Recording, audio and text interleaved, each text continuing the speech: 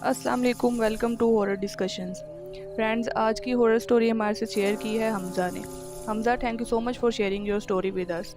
Friends, अगर आप भी अपनी कोई स्टोरी हमारे साथ शेयर करना चाहते हैं तो आप इस ईमेल पर अपनी स्टोरी शेयर कर सकते हैं। स्टोरी शुरू करने से पहले फ्रेंड्स, मेरे चैनल को सब्सक्राइब ज़रूर कर लीजिए। लाइक, शेयर, कमेंट करना बिल्कुल मत भूलिएगा। अस्सलाम वालेकुम, मेरा नाम हमज़ा है और मैं लाहौर शहर के इलाके सब्ज़ाज़ार में रहता हूँ। हम लोग जिस घर में रहते हैं वो मेरे अब्बू ने मेरे पैदा होने के 2 साल बाद बनवाया था और हम लोग तब से इसी घर में रह रहे हैं। और आज तक कभी भी हमें उस घर में कोई ऐसी चीज़ महसूस नहीं हुई कि इसमें कुछ पैरानॉर्मल हो रहा है या इसमें कोई जिन वगैरह इस तरह की कोई चीज़ है।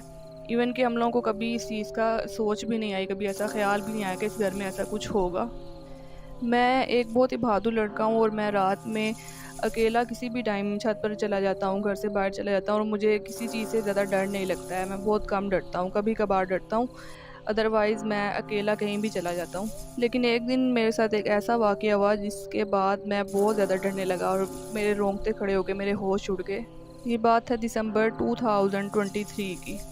फ्रेंड्स, आप लोग जानते होंगे कि दिसंबर की सर्दियाँ लाहौर में कितनी इंटेंस होती हैं और इन दिनों में कितनी ज़्यादा फॉग होती है और इसी तरह की सर्दी चल रही थी और मैं रात के ठीक 10 बजे अपने रूम में सोने के लिए चला गया।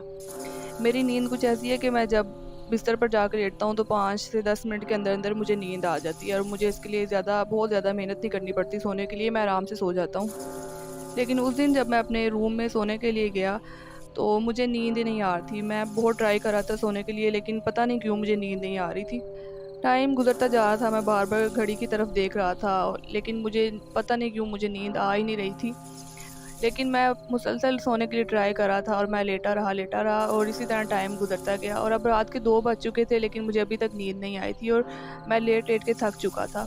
तो मैंने सोचा कि मैं उठकर थोड़ी-सी वॉक कर लेता हूँ। तो मैं उठा और मेरे रूम के साथ जो विंडो है, मैंने उस विंडो को ओपन कर लिया। अब वो विंडो मेन रोड पर खुलती है और जब मैंने बाहर देखा तो बाहर बहुत ज़्यादा फ़ॉग थी, कुछ भी नज़र नहीं आ रहा था। तो मुझे फ़ॉग बहुत ज़्यादा पसंद थी, मैं काफ़ी देर तक वहाँ पर खड़ा होके वहाँ पर बाहर देखता रहा। और फिर अचानक से पता नहीं क्यों मेरे ज़हन में एक अजीब-सा ख़्याल आया और मैंने सोचा कि मैं क्यों ना इस टाइम बाहर जाके थोड़ा-सा एन्जॉय कर लूँ। तो मैंने अपने आप को अच्छी तरह से कवर किया, जैकेट्स वगैरह पहनी और मैं बाहर जाने के लिए तैयार हो गया। लेकिन फिर मैंने सोचा कि ये रात के इस टाइम 2 बजे घर से बाहर जाना ठीक नहीं होगा, तो मैं छत पर चला जाता हूँ। और मैंने ऐसा ही किया, मैं अपनी छत पर चला गया और वहाँ पर जाके मैं टहलने लगा। अभी छत पर बहुत ज़्यादा धुंध थी, इतनी तेज़ धुंध थी कि मुझे अपने हाथ भी नज़र नहीं आ रहे थे। तो मैंने अपने हेडफ़ोन्स लगा लिए और मैं म्यूज़िक सुनने लगा और मैं काफ़ी देर तक वॉक करता रहा। अब जब 3 बज गए तो मैंने अपने हेडफ़ोन्स उतार दिए और मैं ऐसे ही वॉक करने लग गया। अब मैं थोड़ी देर ही गुज़री थी, मैं वॉक कर रहा था कि एकदम से मुझे ना बहुत ज़्यादा डर महसूस होने लगा। मुझे ऐसे लग रहा था जैसे मेरे आस-पास कोई चीज़ है। अमूमन मुझे इस तरह का डर कभी भी नहीं लगता, लेकिन उस दिन पता नहीं क्यों मुझे इतना ज़्यादा डर लगने लगा कि जैसे कोई मेरे पास है। मैंने अपनी फ़ोन की लाइट ऑन की और मैंने आस-पास देखा, लेकिन फ़ॉग इतनी तेज़ थी कि मुझे कुछ नज़र भी नहीं आ रहा था। तो मुझे डर बहुत ज़्यादा लगने लग गया, तो मैं भागकर नीचे की तरफ गया और मैंने बहुत ज़ोर से जो अपनी छत थी उसका दरवाज़ा बंद किया और मैं अपने रूम में आके लेट गया। अब मैं रूम में लेटा तो मुझे बहुत ज़्यादा साँस चढ़ा हुआ था और बहुत तेज़ पसीना आ रहा था। इतनी सर्दी में भी मुझे इतना पसीना आ रहा था। अब मैं लेट गया तो लेटने के कुछ सेकंड्स के बाद ही मुझे एक आवाज़ आई और वो आवाज़ थी मेरे बाथरूम के दरवाज़े की। जब मैंने देखा कि मेरा बाथरूम का दरवाज़ा बहुत स्लाइटली, बहुत आहिस्ता-आहिस्ता से खुल रहा है अपने आप। हालाँकि वो अपने आप कभी नहीं खुलता।